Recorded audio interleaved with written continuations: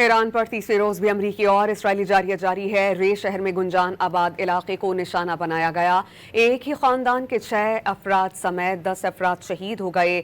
بندر خمیر پورٹ پر بمباری سے 5 افراد شہید، 4 زخمی ہوئے۔ حملوں میں 2 کشتیاں اور 1 گاڑی تباہ ہو گئی۔ علاقہ شفت بھی رہائشی علاقے پر بمباری کی گئی جس سے 2 شہری شہید، 4 زخمی ہوئے۔ مغربی ایران کے شہر ہفتکل میں 10,000 مکعب میٹر کے پانی کے ذخیرے پر بمباری کی گئی۔ ادھر جنوبی ایرانی شہر شیراز میں 4 دھماکے ہوئے، تاہم فوری طور پر کسی نقصان کی اطلاع نہیں ملی۔ اسرائیلی فوج نے تہران میں ایرانی حکومت کے ادارے میرین انڈسٹریز آرگنائزیشن کے ہیڈ کوارٹرز کو ٹارگٹ بنانے کا دعویٰ کیا۔ امریکی سینٹرل کمانڈ کے مطابق 1 ماہ کے دوران ایران کے خلاف جنگ میں 11,000 سے زائد اہداف پر حملے کیے گئے۔ ایران کے 150 سے زائد جہازوں کو تباہ یا نقصان پہنچایا گیا۔